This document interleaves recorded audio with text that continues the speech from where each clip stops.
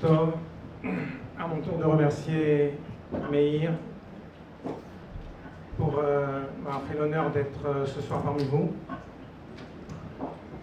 Nous allons parler de quelque chose qui touche à la prunelle de nos yeux, ce qui est sans doute la chose la plus importante dans notre existence, c'est le chinour, l'éducation des enfants. Chers amis, ce qui valide une existence, ce n'est pas tellement ce qu'on a réussi à faire pour soi-même, mais c'est le pouvoir qu'on a eu de transmettre le relais aux générations suivantes. Rabbi nous explique, et vous avez sans doute en mémoire, cette ira du Rabbi dans laquelle le Rabbi dit Parashat Chaye Sarah commence par les mots Vatamot Sarah Bekiriat Arba. Comment une paracha qui s'appelle la vie de Sarah commence par la mort de Sarah. Le Rabbi nous explique que qu'est-ce qui prouve que Chaya a mené une vie qui mérite ce nom? Comment on sait qu'elle a vécu? C'est lorsqu'elle laisse derrière elle un fils comme Yitzhak qui continue son chemin. La validité d'une existence ne se mesure pas à la grandeur de Sarah pour elle-même, mais c'est la force qu'elle a eue d'éduquer un enfant qui continue le chemin qu'elle a initié. Et donc, aujourd'hui, nous sommes réunis et je voudrais vous féliciter parce que chacun d'entre nous a sa vie familiale, chacun d'entre nous a ses occupations. Avoir pris du temps pour venir méditer et réfléchir un petit peu à l'importance de l'éducation, qu'on ait des enfants ou qu'on n'en ait pas encore, est quelque chose de tout à fait méritoire.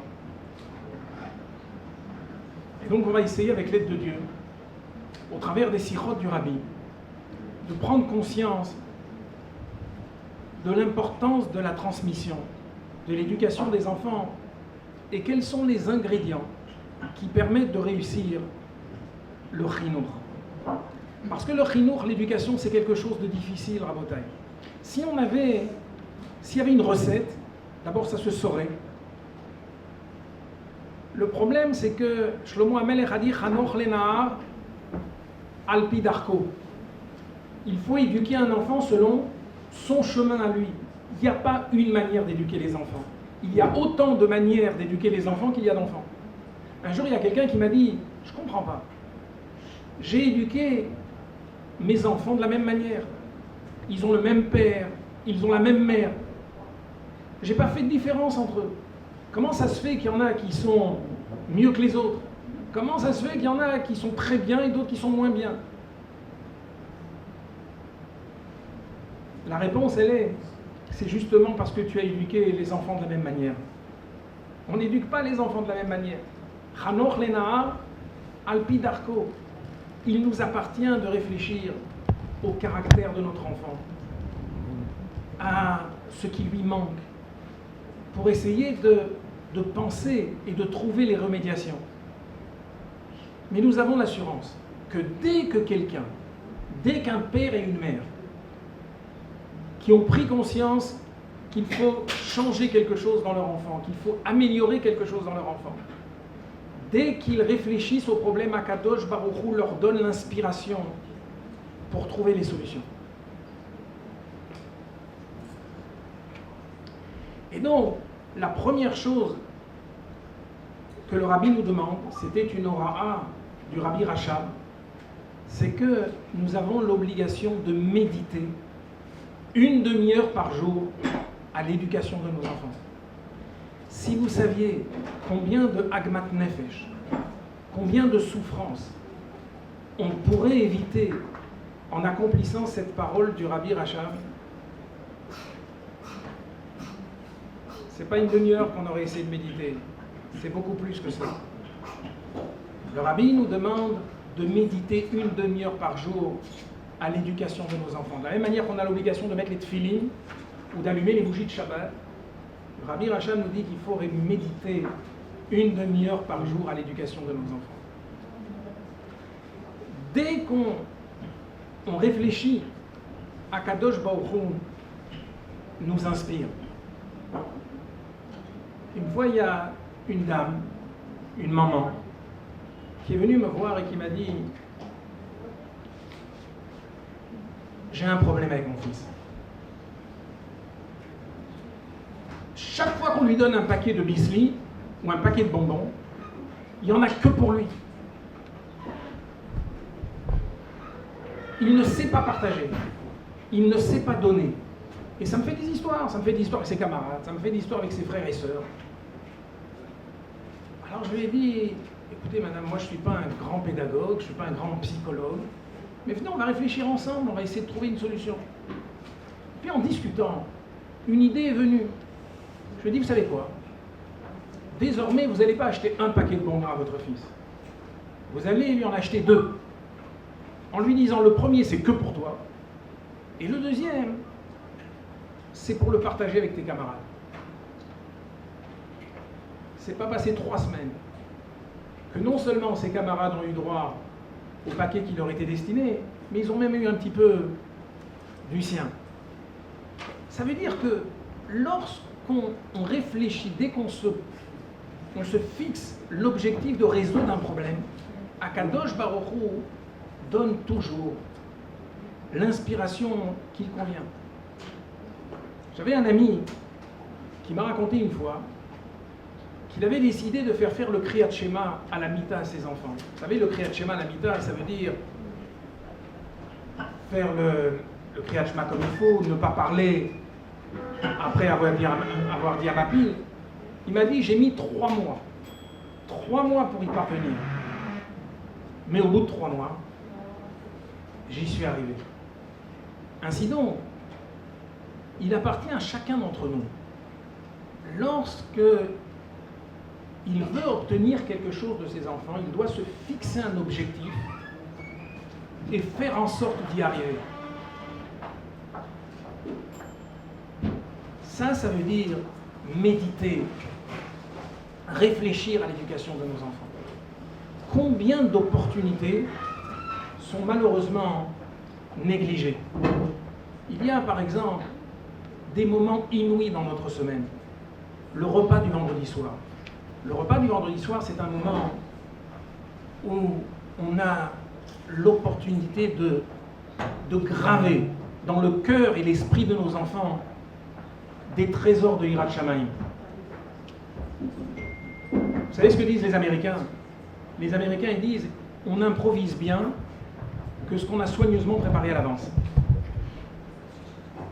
Ça veut dire que lorsqu'on a un repas de Shabbat, si on prépare un mot de Torah, un sipur, si on chante avec les enfants, si on danse avec les enfants, on ne peut pas imaginer à quel point on imprègne leur âme, leur cœur et leur esprit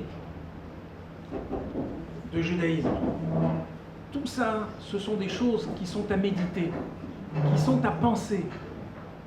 Éduquer un enfant, c'est lui donner un rythme. C'est quoi chinour? Chinour, ça vient du mot lechaner, les hargil, hergel. On habitue, on donne un rythme à un enfant. Ce rythme-là, il doit être le plus régulier possible. Et donc, pour que ce rythme soit permanent, pas avec des hauts et des bas, mais un rythme stable, chacun d'entre nous a l'obligation de réfléchir 1 demi-heure par jour. Alvaï qu'on le fasse 1 demi-heure par semaine, malheureusement. Mais réfléchir à l'éducation de nos enfants. Et le Rabbi nous assure que beaucoup de Agmat Nefesh, beaucoup de souffrance, et vous savez qu'il n'y a pas de plus grande joie que celle des enfants, il n'y a pas de plus grande souffrance que celle des enfants. Ainsi donc, le premier absolu, c'est la réflexion. Essayez de réfléchir au caractère de nos enfants, au derer, les filles d'Arco. Chacun a ses problèmes. Vous avez le Bechor. Vous savez ce que c'est que le Bechor? Chez les Chassidim, on dit il y a Makat Bechorot. Le Bechor, c'est celui à qui le deuxième enfant a pris 50% de l'affection, de la simatlev. Le troisième, il est venu, il lui a enlevé les 2 tiers. Il lui reste plus qu'1 tiers. Donc c'est un enfant qui constamment voit son attention, l'amour qu'on lui portait se diminuer. Après, vous avez le cadet, le deuxième. Le deuxième, dès que vient le troisième, il se trouve en sandwich entre le premier et le troisième. Il ne sait pas où est sa place. Chaque enfant a ses problèmes, chaque enfant a ses besoins. Il nous appartient de réfléchir, de méditer à l'éducation de nos enfants. Et donc, le premier axiome, première chose que l'on doit se souvenir dans le chinour, c'est qu'on doit réfléchir.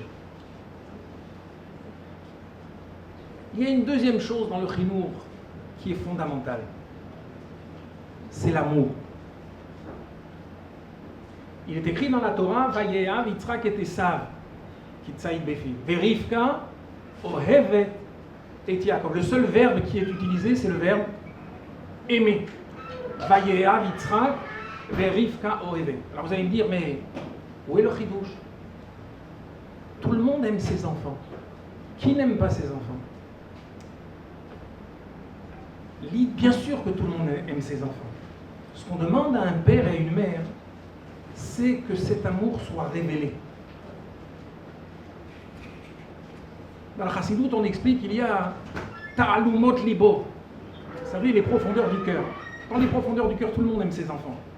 Il faut que cet amour soit révélé. Qu'est-ce que ça veut dire? Il y a des gens qui ne parlent pas avec leurs enfants. Il y a des gens qui ne parlent pas avec leurs enfants. J'ai des parents comme ça qui ne parlent pas. Ils parlent, mais pas pour avoir des discussions intéressantes, des discussions profondes, comprendre ce qui leur arrive, leur faire raconter leur journée, partager leur joie, les encourager, leur raconter des histoires. Ça demande du temps, tout ça.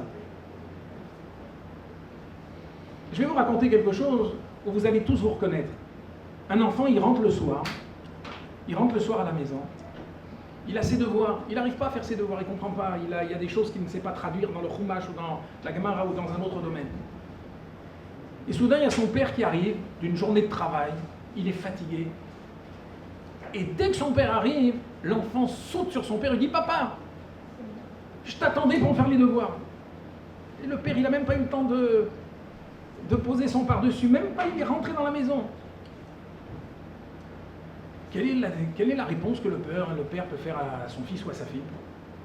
Il peut lui dire, ah écoute, je suis fatigué ce soir, j'ai une journée de travail, s'il te plaît, va chez ta mère. Ou si c'est la mère, va chez ton père. Mettez-vous maintenant dans la tête de cet enfant. Cet enfant, qu'est-ce qu'il veut? Il veut étudier. Il veut avancer, il veut faire quelque chose de bien. Qu'est-ce que son père est en train de lui dire? Il est en train de lui dire, sans le lui dire, parce que des fois il y en a qui le disent, tu me saoules. Va chez ta mère. N'aurait-il pas été plus judicieux que le père dise à son fils ou à sa fille, bien sûr mon chéri, il n'y a pas de problème. Regarde, je viens d'arriver, je n'ai pas encore enlevé mon manteau, laisse-moi une petite demi-heure le temps de me poser.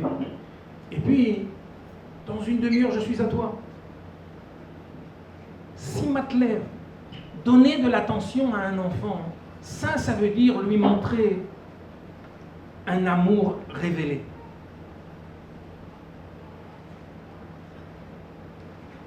Il est extrêmement important de montrer de l'attention, de valoriser un enfant. Lorsqu'un enfant vient avec un carnet catastrophique, bien sûr qu'on peut l'incendier. Bien sûr qu'on peut hurler et lui dire « Ta sœur, elle est mieux que toi. Jamais ton frère ne m'a amené des notes pareilles. » C'est possible. Mais pourquoi ne pas lui dire « Écoute, ok, je suis sûr que tu es capable de mieux faire. Tu vaux cette note-là? C'est toi cette note-là? Toi, tu vaux mieux que cela. » Tirer un enfant vers le haut, lui montrer de l'attention, valoriser ce qui est bien et essayer de lui donner un défi pour qu'il progresse. Ça veut dire montrer de l'amour à nos enfants. Lorsqu'un enfant amène des petits dessins, même des fois qui n'ont pas tellement d'importance, pourquoi ne pas les valoriser en les accrochant? Même si ça ne va pas durer très longtemps, parce qu'il y a peut-être des invités qui vont venir dans quelques temps, mais valoriser le travail de nos enfants. Il y a une histoire qui me vient en tête maintenant, je me souviens. Il y a une fois un chaliard qui s'est assis pour écrire une lettre au rabbi. Un chaliard, ça devait être un dour, un compte-rendu. Et puis, il y avait son petit enfant qui faisait des... Certainement qu'il l'ennuyait, il lui a donné une feuille avec un stylo, il dit tiens, écris. Et lorsqu'il a fini d'écrire, son fils lui dit moi aussi papa, j'ai écrit au rabbi. Il avait gribouillé sur la feuille, il avait gribouillé un petit dessin, et il a dit à son père moi aussi j'ai écrit au rabbi. Alors le chaliard, évidemment, sa première pensée ça a été d'envoyer sa lettre au rabbi, puis celle du petit, lui dire « tu es bien mignon, mais... » Et puis il a réfléchi, il a dit « pourquoi ? Mon fils, il a eu l'intention d'écrire quelque chose au rabbi. De quel droit, moi, je vais me permettre de juger si c'est bien ou pas bien ?» Il a écrit au rabbi. Vous savez ce que le père a fait? Il a mis sa lettre, il a plié le dessin du rabbi, il a mis le nom de son fils, et il l'a envoyé dans la même lettre. Quelque temps plus tard, il a reçu 2 lettres. Une pour lui et une pour l'enfant. Et le rabbi disait « Chouatren, je te remercie pour le dessin que tu m'as fait. »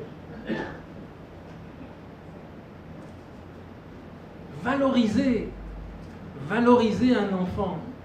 Et le rabbi a compris, a perçu le message de ce père, qui a voulu en quelque sorte, donner du sens, donner de la valeur à ce que ce petit venait de faire. Le rabbi a répondu. On a vu tout à l'heure comment le rabbi s'occupait d'un juif qui était à l'hôpital, en lui demandant quelle est la lettre, quel était le psoul qu'il y avait dans cette filine. Le rabbi s'occupe de chacun et même d'un enfant. L'amour. Aimer ses enfants. Il m'arrive des fois, quand je vais à la synagogue, de voir des parents qui marchent. Vous savez où sont leurs enfants? Ils sont 2 mètres derrière eux.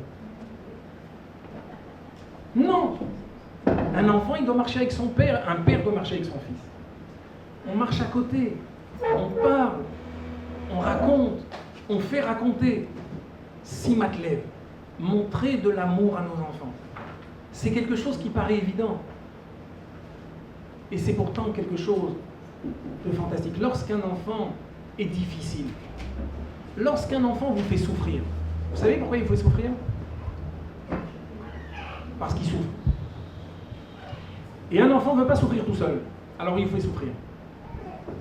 Si un enfant est difficile, c'est qu'il a besoin de simatlev, il a besoin d'attention, il a besoin d'affection.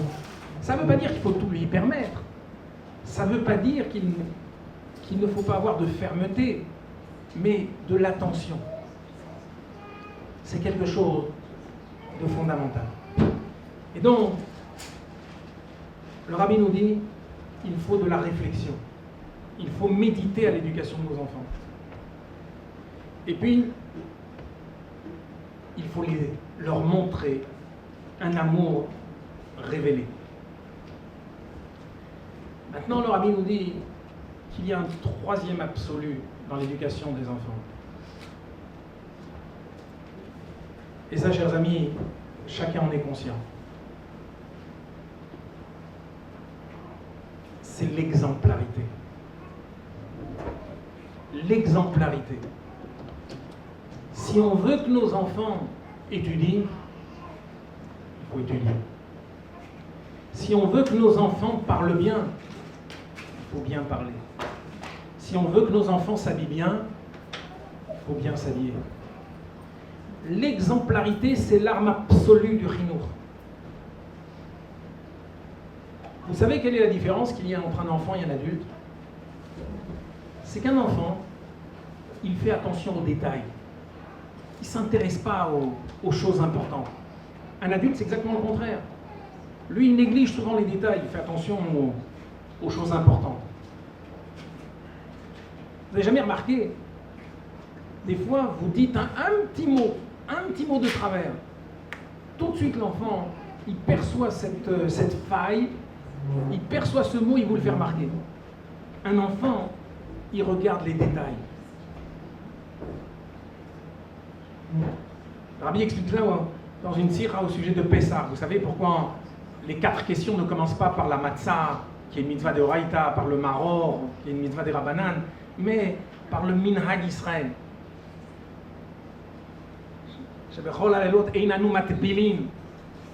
Rabbi dit, ce qu'un enfant perçoit, ce n'est pas les absolus, ce n'est pas les grandes choses, ce n'est pas la mitzvah de Oraïta. Lui, il perçoit le minhag Israël, il perçoit les détails. Et donc, il nous appartient, chers amis, de faire très attention à notre comportement. Si on veut que nos enfants soient bien, il faut que nous, on soit très bien. Le Rav Azimov, Zichrono Livracha, disait toujours, si on veut que dans les étages, il y ait 20 degrés, il faut que dans le sous-sol, la chaudière, elle soit à 60 degrés ou à 80 degrés. Si nous, on est chaleureux, si nous, on est enthousiaste, si nous, on est émet, à ce moment-là, nos enfants le seront également. Et donc, l'exemplarité, c'est quelque chose d'essentiel. Un jour, le Rav Radakov, mais tout ce qui venait du Rav Radakov, ça venait du Rabbi. Une fois, il a dit que lorsque un père est arrivé le soir très tard chez lui, les enfants dorment déjà, et qu'il a pris un sefer, pour étudier. Le Rav Radakov disait, le sefer, il ne faut pas le ranger dans l'armoire, il faut le laisser sur la table. De sorte que lorsque l'enfant va se lever le lendemain, il puisse voir que son père a étudié la Torah.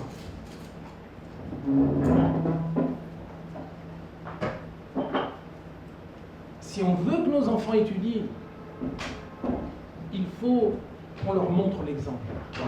Et donc, l'exemplarité est quelque chose d'essentiel. Quel est le corollaire de l'exemplarité? C'est la sincérité. On doit être sincère. L'enfant perçoit parfaitement les convictions de ses parents. Dites-moi franchement, pourquoi est-ce qu'un enfant continue à réclamer ce que son père ou sa mère vient de lui refuser? On lui a dit non, il continue, jusqu'à ce qu'il obtienne une satisfaction. Pourquoi? Parce qu'il sait que lorsque son père et sa mère lui ont dit non, ce n'était pas un vrai non. C'était un non. Mais il n'y avait pas de conviction, il n'y avait pas de véritable fermeté. Lorsqu'on est sincère, lorsqu'on a des convictions et qu'on les exprime, l'enfant les perçoit tout de suite. Un enfant veut suivre l'enseignement de ses parents. La nature d'un enfant, c'est d'écouter ses parents. Simplement, l'enfant perçoit, mais de manière très particulière. Il perçoit si le père est authentique, il est amiti, s'il est convaincu ou pas. Une fois, le Rabbi est allé, vous savez, au camp Emouna. C'était dans les premières années, le Rabbi est parti visiter les enfants dans un camp, dans une colonie. Et alors, il y avait là-bas plusieurs sortes d'enfants. Il y avait des Chabadnikim, il y avait des enfants qui n'étaient pas Chabad. Et le Rabbi est allé, et les enfants étaient très touchés. Après, l'enfant est rentré à la maison. Et son père, qui n'était pas un Chabadnik, qui lui a dit: pourquoi le Rabbi a parlé? Ah, papa, c'était extraordinaire, le Rabbi nous a parlé. Pourquoi le Rabbi a parlé? L'enfant, il a dit: le Rabbi nous a parlé de Mashiach. Sans doute que le Rabbi avait évoqué l'avenue du Mashiach dans la Sira. Alors le père lui a dit: mais moi aussi je vous parle souvent du Mashiach. Alors l'enfant il a dit: oui, mais lui il a parlé Béhémet. L'enfant a répondu à son père, oui, mais lui, il a parlé avec un aimé. Un enfant perçoit si son père est sérieux, sa mère est sérieuse, ou bien si il y a encore de quoi négocier, s'il y a encore de quoi marchander. Et donc, la sincérité dans l'éducation des enfants est quelque chose d'absolument essentiel. J'avais, à la place des fêtes, là-bas, au Beit Rabbah, une fois j'ai été étonné de voir quelqu'un qui était un homme simple. À chaque fois qu'il donnait un don, il ne l'amenait jamais lui-même. Tout le temps, il le faisait passer par qui? Par l'un de ses enfants. Au début, je n'ai pas remarqué. Au début, il venait tous les jours à la choule. Mais les dons, jamais il les amenait lui-même. Toujours par l'un de ses enfants. Une fois l'un, une fois l'autre. Jusqu'à ce que j'ai compris que cet homme-là, il avait eu une idée de génie. L'exemplarité. Lui voulait que ses enfants soient habitués à donner la tzedaka. Et qu'est-ce qu'il faisait? Chaque fois, il envoyait son don par quelqu'un.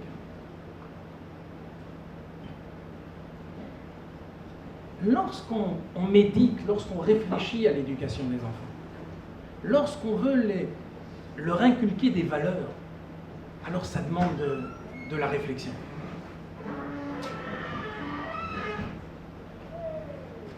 D'un autre côté, il m'est arrivé aussi de voir, par exemple, qu'on demande quelque chose à des enfants. On leur demande de s'impliquer, par exemple, dans l'organisation d'une fête comme celle-ci.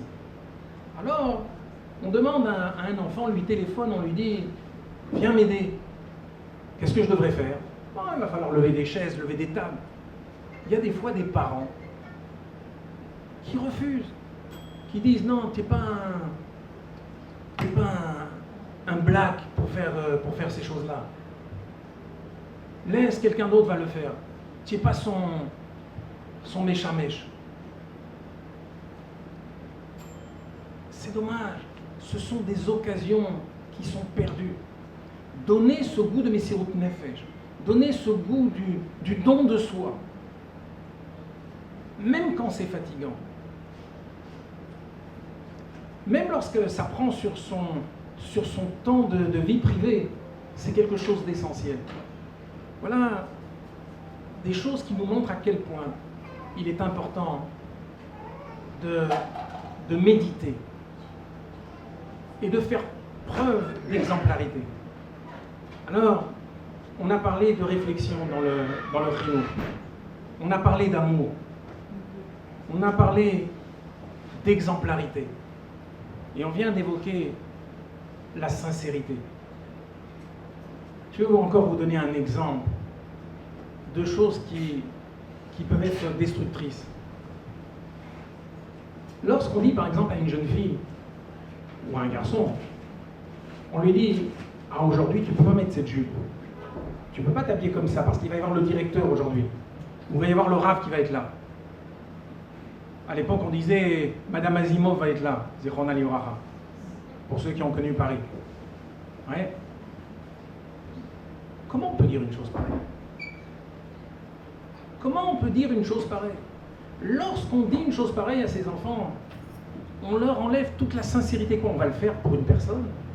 Ça veut dire quoi? C'est-à-dire, si cette personne n'est pas là, tu aurais pu le faire. Mais puisqu'il va y avoir le rave, puisqu'il va y avoir le directeur, alors tu ne peux pas t'habiller comme ça. La sincérité est quelque chose d'essentiel. Et puis il y a une autre valeur qui est importante et dont le Rabbi parle tellement dans les sikhot. C'est que l'éducation des enfants doit être accompagnée de la simcha, de la joie.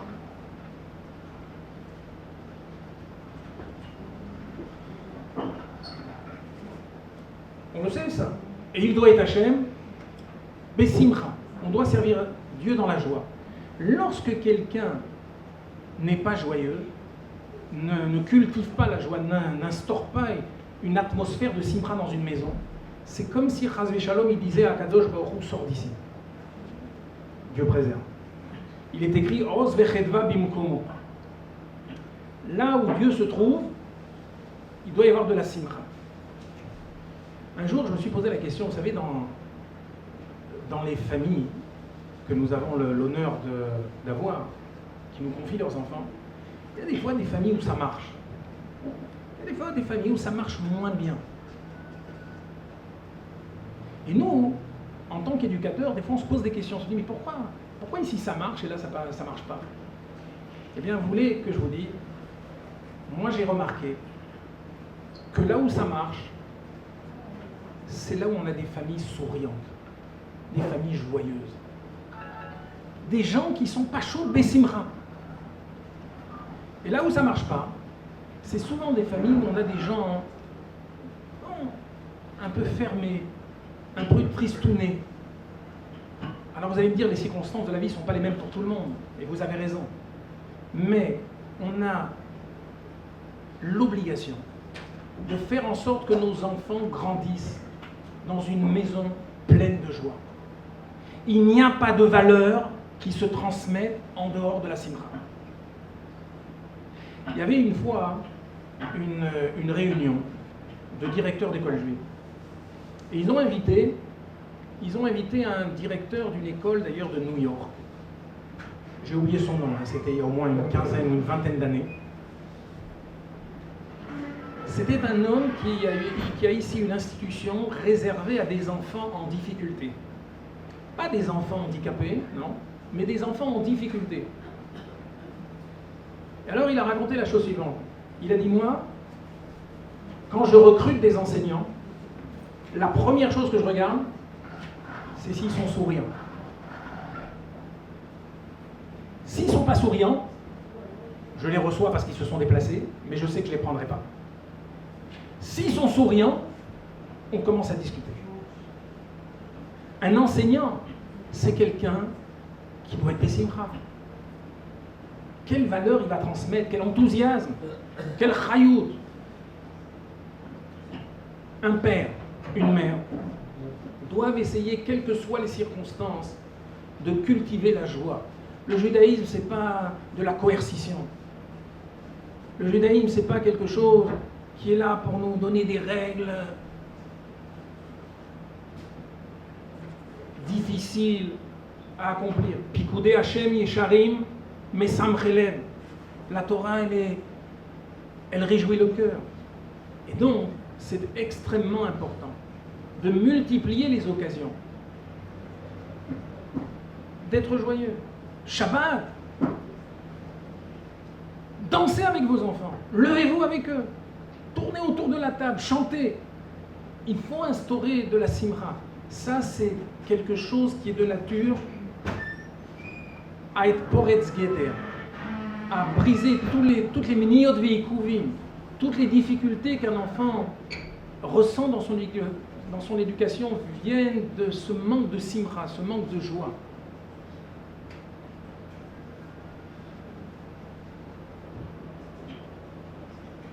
Il y a des familles où on râle.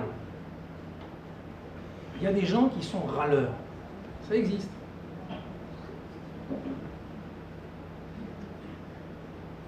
Vous savez ce que ça veut dire râler? On râle lorsqu'on n'a pas cette richesse qui s'appelle les Zéouachir à sa mère Bechelko. Il n'est pas sa mère Bechelko. Alors il râle. Seulement, ce fait de râler devant les enfants, de critiquer le Mossad, de critiquer les Morim, les Rabbanim des fois, Rahmana Islam, on ne s'imagine pas à quel point on est en train de détruire les repères des enfants. Remettre en cause l'autorité d'un moré, c'est pas le moré que tu as remis en cause, c'est la notion d'autorité. C'est toi que tu es en train de détruire. Ton autorité, tu es en train de détruire, parce que tu es en train de dire à cet enfant qu'on peut critiquer l'autorité. On ne se rend pas compte qu'on est en train en vérité de détruire sa propre autorité aux yeux des enfants.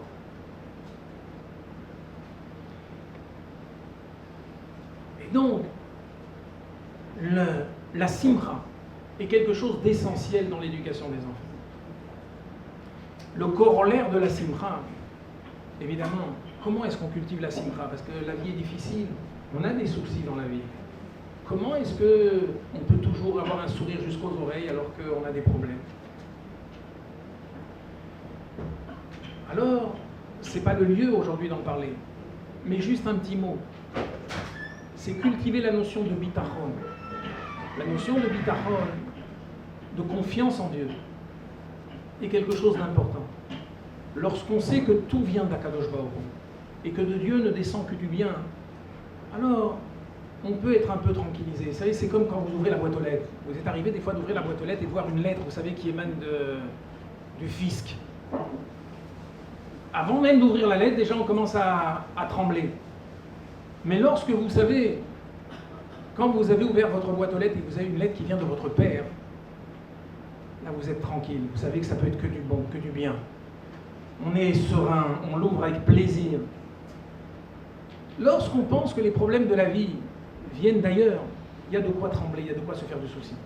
Mais si on sait que c'est une lettre qui vient de notre Père, que Akadosh Baruch Hu, c'est lui qui dirige le monde, à ce moment-là, on regarde les choses différemment. Vous savez ce que c'est que la définition que donne le rabbi du bitachon? Le rabbi dit, bitachon, c'est pas croire que ça peut être bien, ça peut être moins bien, mais moi je suis sûr que ce sera bien. C'est pas ça le bitachon. Le bitachon, c'est quoi? C'est d'installer dans notre esprit qu'il y a une seule possibilité. C'est le bien. Il n'y a pas d'alternative. Ça ne peut être que bien. Lorsque Dieu voit qu'un juif a en tête que la chose ne peut être que bien, Akadosh Baruch Hu Kaviyachol est obligé de se conformer à la volonté du juif. Pour illustrer cela, je vais vous raconter une petite anecdote, une petite histoire qui va vous faire comprendre cette idée. Il y avait un chassid de Admour Azaken qui avait l'habitude d'aller chaque année en Tishri chez le rabbi. Il allait à Liozna chez le rabbi. Et à l'époque, on ne prenait pas l'avion, on ne prenait même pas le train. Les privilégiés avaient une charrette et les autres, ils marchaient à pied. Et ce chassid, il marchait à pied. Et il allait de ville en ville. Et chaque fois, il rentrait dans une auberge. Une fois, il est rentré dans une auberge. Et il a discuté avec l'aubergiste, le patron. Et le patron lui dit, où tu vas? Il lui dit, je vais chez le rabbi. Il lui dit, qu'est-ce que tu vas faire chez le rabbi? Il a dit, chez le rabbi, je vais passer les fêtes, je vais écouter la Torah du rabbi. Et surtout, aussi, je vais lui demander des bénédictions et j'en ai besoin. Parce que ça fait de nombreuses années que je suis marié et j'ai pas d'enfant. Alors l'aubergiste devient sérieux à ce moment-là. Il lui dit, dis-moi, et si moi je vais chez ton rabbi, il me recevra aussi? Je dis, bien sûr. Il dit, il me donnera aussi une bénédiction? Et je dis, bien sûr. Il dit, parce que tu sais, moi aussi j'ai pas d'enfant. Et voilà que le lendemain, le chassid et l'aubergiste marchent ensemble vers Liozna. Et ils sont arrivés tous les deux à Liozna. Et ils ont passé les fêtes de Tishri chez le rabbi. Et ils sont rentrés tous les deux en Yechidout chez le rabbi. Et chacun a demandé une bracha pour avoir des enfants. L'année suivante, le chassid retourne à nouveau pour les fêtes de Tishri. Et il repasse par cette bourgade. Et il rentre dans l'auberge. Et quand il rentre dans l'auberge, qu'est-ce qu'il voit? Il voit un berceau au milieu de la grande salle avec un bébé qui pleure. Et il est tout content, il s'approche de l'aubergiste, il lui dit, Mazal Tov, t'as eu un bébé? Il dit, bien sûr. Il dit, et cette année, je retourne avec toi chez le rabbi pour le remercier de la bracha qu'il m'a donnée. Et voilà que tous les deux à nouveau, ils vont chez le rabbi. Et ils rentrent en Yechidout. Et quand le chassid il rentre en Yechidout chez le rabbi, il explose en larmes. Il se met à pleurer, à pleurer. Et le rabbi attend patiemment qu'il se calme. Et le chassid dit au rabbi, Rabbi, moi je suis votre chassid. Et je viens chaque année. Et je vous demande chaque fois une bracha. Je suis très heureux pour l'aubergiste. Il a eu un petit bébé. Et il se met à pleurer.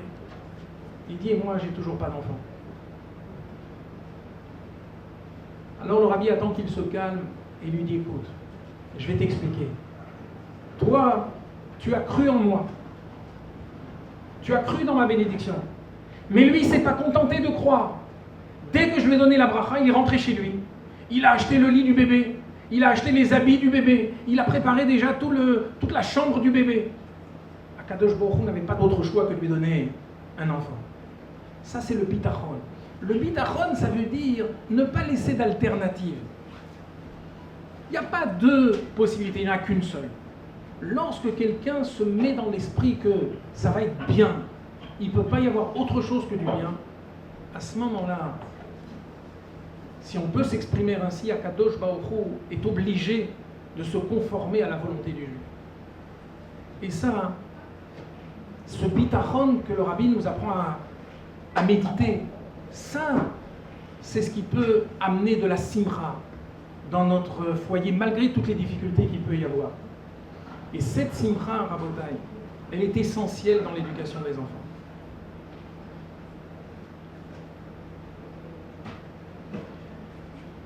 Alors maintenant, il y a une autre notion importante que l'on doit retenir. C'est que les enfants, on les éduque avec le bitoul, avec la soumission. Il y a des parents qui veulent des fois éduquer leurs enfants avec le sechel. C'est-à-dire vouloir expliquer absolument tout aux enfants. Comme si le fait de leur demander quelque chose, c'est comme une kfiya, on dit en hébreu. Une kfiya, c'est-à-dire une obligation, les forcer à faire quelque chose. Alors non, on veut leur expliquer, on veut en quelque sorte qu'ils comprennent ce qu'on leur demande. Eh bien, la chassidoute nous explique qu'on n'éduque pas un enfant avec le sechel. On éduque un enfant avec le kabbalatol. Lorsqu'un enfant doit porter la kippa, lorsqu'un enfant doit apprendre, lorsqu'un enfant doit faire son birkat hamazon ou ses brachot, on n'est pas obligé de lui expliquer. Il faut le faire dans la joie. Il faut bien entendu, comme on vient de le dire, le faire avec enthousiasme. Mais on n'est pas obligé de tout expliquer. Le fondement même du judaïsme, c'est le inyan de Naaseh Venishma. Ça a l'air simple ce qu'on dit, hein, Naaseh Venishma. C'est pas si simple que ça, en Botaï. La preuve que c'est pas si simple, c'est que lorsque les Juifs ont dit ça, Akadosh Baruch Hu était tellement émerveillé qu'il a mis 2 couronnes sur la tête de chaque Juif. Vous savez ce que ça veut dire, mettre 2 couronnes sur la tête de chaque Juif? Comment on met 2 couronnes sur une tête? Une pour Naaseh et une pour Nishma. Qu'est-ce qu'il y a d'extraordinaire tellement Naaseh Venishma? Pourquoi il faut commencer par le bitoul? Quel a été cet éclair de génie qui a inspiré nos parents au pied du mont Sinaï? Je vais vous donner un exemple. Il se trouve que moi, je suis prof de mathématiques. Je vais vous poser une question. Est-ce qu'il me viendrait une fois à l'idée de dire à mes enfants, à mes élèves, d'abord vous allez faire vos exercices, et après vous apprendrez votre cours? Je peux dire ça à mes élèves? D'abord vous allez faire la pratique, et après vous allez faire la théorie. Non! D'abord vous apprenez votre cours, et après vous ferez la pratique, après vous ferez les exercices. D'abord le nishma, et après le naaseh. Et soudain les Juifs, au pied du mont Sinaï, qu'est-ce qu'ils ont dit? Ils ont dit non. Naaseh venishma. Ça veut dire quoi? Eh bien, la différence est très simple. Quand il s'agit d'une science humaine, bien sûr qu'on doit d'abord comprendre et ensuite agir. Mais lorsqu'il s'agit de la divinité, lorsqu'il s'agit de la spiritualité, même nos vies ici réunies tout ensemble ne suffiraient pas à comprendre 1/100000e de la pensée divine. Et à ce moment-là, quelle est la seule solution pour comprendre, pour ressentir, pour appréhender la divinité? C'est Naaseh. Les Juifs ont compris à ce moment que lorsqu'ils vont faire les mitzvot, mitzvah milachon tzafta, vérigour, dès qu'on va se connecter, on dirait maintenant, dès qu'on va se lier à Dieu, à ce moment-là, peut-être qu'on aura une chance de comprendre. Donc Naaseh venishma, c'est pas une chronologie. C'est pas d'abord je vais faire Naaseh, ensuite je vais faire Nishma. Non, c'est beaucoup plus profond que ça. C'est seulement si j'agis, seulement lorsqu'il y a le Naaseh, à ce moment-là, peut-être, il y aura le Nishma. Mais s'il n'y a pas le Naaseh, il n'y a rien. S'il n'y a pas le Kabbalatol, si on n'éduque pas les enfants avec le bitoul, Il n'y aura rien du tout. Celui qui veut commencer par le nishma, celui qui veut commencer par expliquer tout aux enfants, et parce qu'il faut les respecter, il faut qu'ils comprennent, qu'ils ressentent ce qu'on leur demande. Ressentir, ils auront le temps de ressentir. Les enfants, ils n'ont pas besoin d'explications. Les enfants sont intéressés à la manière avec laquelle on agit, plus que par la raison pour laquelle on agit. C'est la manière avec laquelle on agit qui les intéresse. Et c'est ça qu'ils remarquent. Ainsi donc, chers amis, la réflexion dans le chinour, l'amour qu'on doit leur révéler, qu'on doit leur montrer, l'exemplarité, la sincérité, la simcha, la joie que l'on doit installer dans notre maison. Et enfin, cette manière juive d'éduquer nos enfants, avec le bitoul, avec la soumission.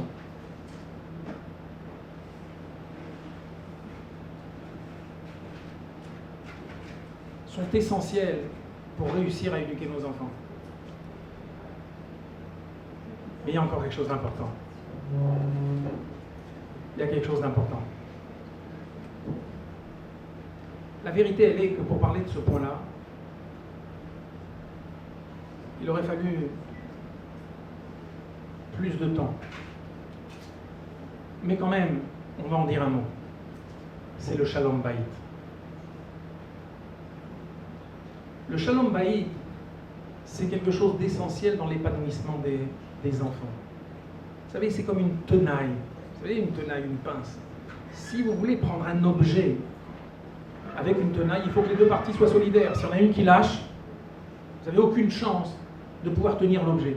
Si vous voulez prendre un enfant, l'amener d'un endroit à un autre, à celui qu'on lui a destiné, il faut qu'il y ait une parfaite cohésion, une parfaite entente entre les deux parents.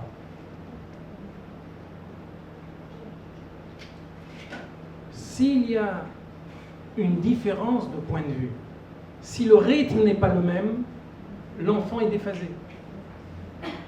Et on a expliqué tout à l'heure que chinour, ça vient du mot hergel. Donner de l'habitude, donner un rythme aux enfants. Et donc, il est impératif qu'il y ait ce shalom bayit, cette cohésion. Alors, il peut arriver des dissensions dans un couple, notamment au sujet du chinour. Des fois, on a des mamans qui disent « tu es trop rigoureux avec lui ». Ou des fois, des mamans qui disent « tu laisses tout passer, tu ne t'occupes pas de tes enfants, tu sais que leur acheter des cadeaux ». Il y a les deux. Lorsqu'il y a des dissensions entre les parents sur un problème de chinour, Dieu nous a facilité la vie. Vous savez ce qu'il nous a dit? Assez les rats, rav. Il n'y a pas de problème. L'homme peut dire à son épouse, choisis le rave que tu veux toi. Choisis ton rave. Choisis celui que tu aimes, qui te connaît, qui nous connaît. Et on fera ce qu'il dira. S'il dit comme toi, on fait comme toi. S'il dit comme moi, on fait comme moi. Le rave, il va nous indiquer la route sur laquelle Dieu se trouve. Est-ce que nous, on veut marcher sur une route où il n'y a pas Kadosh Baruch Hu? Où elle mène cette route? Et donc, lorsqu'il y a une dissension, ça peut arriver. Il n'y a pas besoin de se disputer. Ah, c'est les ramas. Et ça, c'est dans tous les domaines de la vie.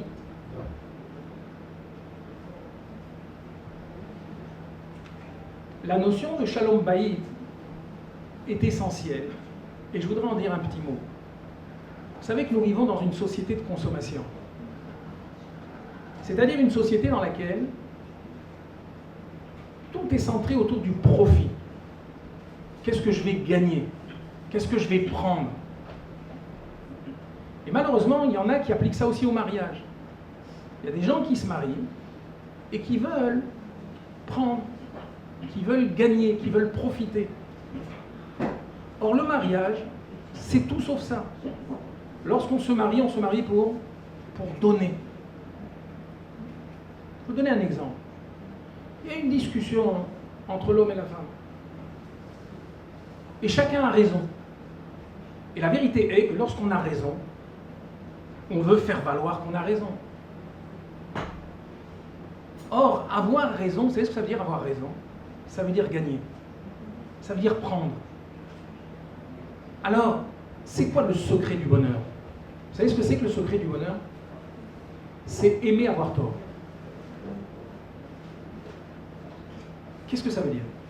Ça veut dire que lorsqu'on se dispute pour savoir si on va aller passer le premier soir de Pessah chez ton père ou chez ma mère,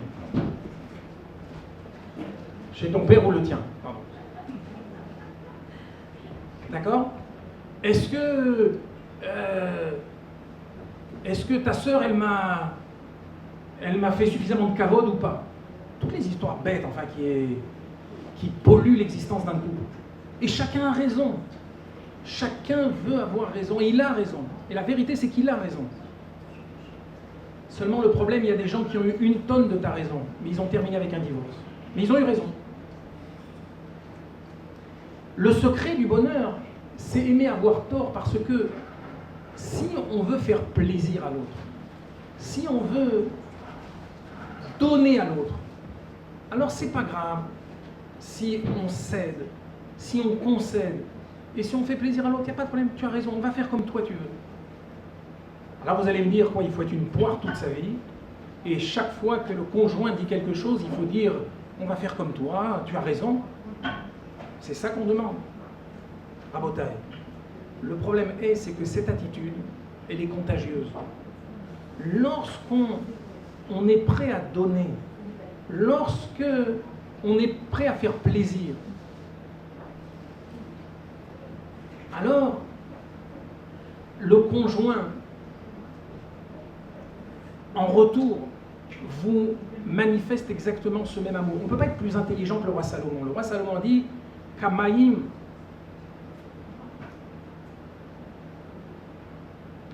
Kemaïm apanim el apanim, ken lev adam el adam. Comme ça, Shlomo HaMelech il a dit. Lorsqu'un homme, en 2 mots, ça veut dire quand un homme se regarde dans l'eau, dans un miroir, est-ce qu'il peut voir autre chose que son visage? De la même manière, lorsqu'on montre de l'amour à quelqu'un, on ne peut pas ressentir de l'autre, on ne peut pas avoir en retour autre chose que de l'amour. Et donc, le Inyan de Shalom Bayit, c'est comprendre qu'un homme, lorsqu'il marche dans la rue, il doit avoir une seule obsession. Qu'est-ce que je peux faire aujourd'hui pour faire plaisir à ma femme? Et une femme, lorsqu'elle marche dans la rue, elle doit avoir une seule obsession. Qu'est-ce que je peux faire aujourd'hui pour faire plaisir à mon mari? On ne se marie pas pour prendre, on se marie pour donner. La meilleure façon de recevoir, la meilleure façon de prendre, c'est de donner. Il ne faut pas le faire pour ça. Mais c'est exactement les enseignements que le rabbi nous donne. Je vais vous raconter une anecdote fantastique. Une fois au Shana Rabbah, le rabbi, après une journée fatigante où il avait distribué du lékar, est enfin rentré chez lui. Et vous savez qu'il y a un minhag Israël que le jour de Shana Rabbah, on doit manger des crêpelers. C'est quoi des crêpelers? C'est de la viande enrobée de pâte. La viande c'est rouge, ça symbolise les dinim, la rigueur. La pâte elle est blanche, elle symbolise les chassadim, le chesed. Et comme le jour de Hoshana Rabbah c'est un takatadinim, on adoucit les forces de rigueur, alors on a l'habitude de manger des crêpes. Une fois le Rebbe est rentré chez lui à la maison après les évanouissements. Et il voit le repas. Sa femme lui avait préparé le repas. Et le Rebbe il dit où sont les crêpelers? Et la rabbinite, ce jour-là, elle avait oublié. Elle avait oublié de faire les crêpelers. Alors le rabbi a fait un grand sourire. Il a pris 2 morceaux de challah. Il a pris un petit morceau de viande. Il a mis les morceaux de viande entre les morceaux de challah. Il a dit voilà, on a les crêpelers. De cette histoire, on voit un enseignement fantastique. Le rabbi avait raison. Le rabbi avait raison. Il aurait pu, je sais pas, demander comment ça se fait. Au Shana Rabbah, le Gmar Adin, rien du tout. Le rabbi était là pour donner. Le rabbi était là pour faire plaisir à sa femme. Le rabbi n'était pas là, chas v'shalom, pour prendre et pour avoir raison. Le rabbi était là que pour donner de la satisfaction à son épouse. Et à l'inverse, il y a une histoire que vous connaissez certainement tous. À un moment donné, la rabbinite avait très mal aux yeux. Elle souffrait. Vous savez qu'il y a deux douleurs qui sont terribles. C'est celle des dents et encore plus celle des yeux. Ce sont des douleurs insupportables. Et une fois, la rabbinite souffrait des yeux et il y a le Rav Jimmy Gourarié, on l'appelait Jimmy Gourarié, Zalman Gourarié, qui était un proche de la famille, a dit à la rabbinite, je ne comprends pas, tout le monde demande des brachot au rabbi, et vous restez comme ça en train de souffrir, demandez une bracha à votre mari. Alors la rabbinite a dit, je ne suis pas intéressé à lui faire de la peine. Je sais que si je lui dis que je souffre, le rabbi va avoir une peine immense, je ne veux pas lui faire de la peine.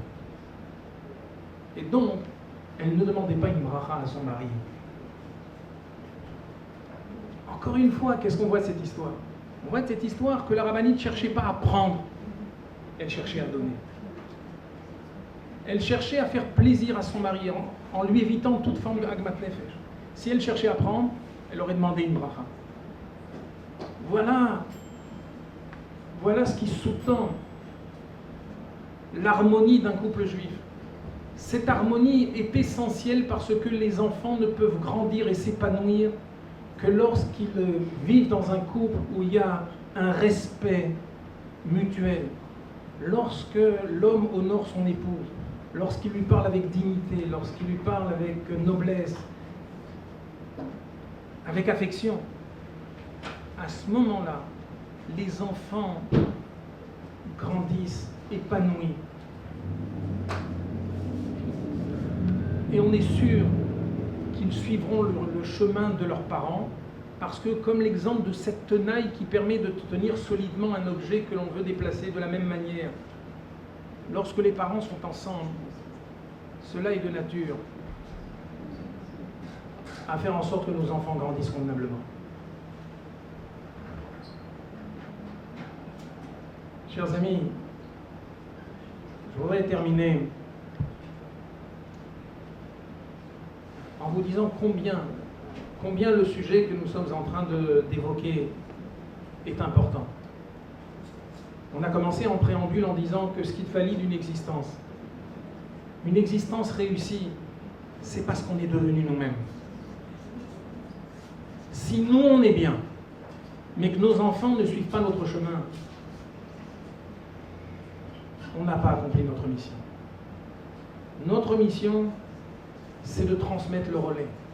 Notre mission, c'est de faire que nos enfants soient un maillon supplémentaire de cette chaîne en or qui nous relie au mont Sinaï. Il faut que la chaîne ait un maillon supplémentaire et que ce maillon soit solide et qu'à son tour, il puisse engendrer encore un autre relais. Et donc, je voudrais vraiment d'abord féliciter chacun d'entre vous d'être venu ce soir consacrer du temps à réfléchir à l'éducation des enfants. Que ce soit l'occasion pour chacun d'entre nous de lire les sirots du rabbi, d'échanger avec des amis, de savoir que dans le chinour, on ne peut pas se débrouiller tout seul. Ein chavouch matir et atzmo mi beita asuri. Un prisonnier ne peut pas se libérer de prison tout seul, il a besoin d'une aide extérieure. Lorsqu'on a des problèmes avec nos enfants, on est un peu prisonnier. On ne sait pas comment s'en sortir. Alors on a besoin des fois de prendre conseil avec des amis, d'en parler, de ne pas avoir honte. Il ne faut pas avoir honte de parler des problèmes qu'on a avec ses enfants, parce que le rabbi préconisait toujours de passer par des intermédiaires, par des amis. Souvent, on est désarmé devant les problèmes de nos enfants. Souvenez-vous dans la Haggadah, le Shenod Yodé Lishol, qu'est-ce qu'il est écrit? At petachlo. Pourquoi on dit at? Ata. On dit at parce que tash kocho kenekeva. Lorsque quelqu'un a des problèmes devant ses enfants, sa force s'effondre comme s'il était devenu une femme alors que c'est un homme qui en principe symbolise la force physique. Ne vous inquiétez pas. Hein. Les hommes ont la force physique, mais les femmes ont la force spirituelle. Imaginez que les femmes aient à la fois la force spirituelle et la force physique. Vous vous rendez compte? Qu'est-ce qu'on viendrait? Et donc, Akadosh Baruch Hu a donné la force physique aux hommes, mais la force spirituelle aux femmes. Et l'homme, lorsqu'il voit que son fils a des problèmes, hâte, pétachlo, soudain, il ne sait plus comment faire. Alors le rabbi, toujours préconisé, demandé qu'on passe par un tiers, par un ami, par une connaissance, par le rav de la synagogue, par quelqu'un qui peut aider, un membre de la famille. Et donc, toujours prendre conseil pour essayer de résoudre les problèmes. Alors je vais terminer par une toute petite histoire en conclusion. Un jour, dans les premières années, ici à New York, le rabbi recevait des étudiants. Et les étudiants avaient l'opportunité de poser toutes les questions qu'ils voulaient au rabbi. Alors il y a une fois un étudiant ou une étudiante qui a posé une question au rabbi, lui a demandé « Rabbi, on a entendu que vous êtes un tzaddik, et un tzaddik peut faire des miracles. Est-ce que vous pouvez faire un miracle devant nous ?» Elle ne s'est pas gênée. Les étudiants avaient le droit de poser toutes les questions qu'ils voulaient. Elle a demandé au rabbi, est-ce que vous pouvez faire un miracle? Et le rabbi a fait un grand sourire. Vous savez que quand le rabbi souriait, c'était le monde qui souriait. Le rabbi a fait un grand sourire, il a dit oui, je peux faire un miracle. Alors il y a eu un moment de tension dans la salle, tout le monde se demandait qu'est-ce qui allait se passer. Est-ce qu'on allait voir les anges danser sur la table? Et le rabbi a dit, regardez, nous sommes réunis ce soir ensemble pour parler de choses de Torah. Si chacun d'entre nous ce soir sort avec une petite décision qui va changer quelque chose à son existence, on aura fait le plus grand miracle qui soit. Vous pourriez dire que le rabbi s'en est bien sorti. Mais en vérité, cette réponse du rabbi, elle est d'une profondeur inouïe. Le rabbi s'adresse à cet étudiant et lui dit « Qu'est-ce que tu voulais voir ici? Je voulais voir quelque chose qui brise les lois de la nature, quelque chose qui sort de l'ordinaire, un miracle. » Mais le rabbi lui dit « La nature la plus complexe, c'est la nature humaine. La nature la plus difficile à maîtriser, c'est la nature humaine. La preuve, c'est que lorsqu'un tzaddik a dominé sa propre nature, il est capable de dominer la nature qui l'entoure. Et donc le rabbi a voulu lui dire, toi tu voulais voir un miracle qui brise les lois de la nature, du monde. Et moi ce que je voulais qu'on fasse ici, c'est qu'on fasse un vrai miracle. Celui qui consiste à changer notre nature, à essayer de progresser, d'avancer dans le service de Dieu.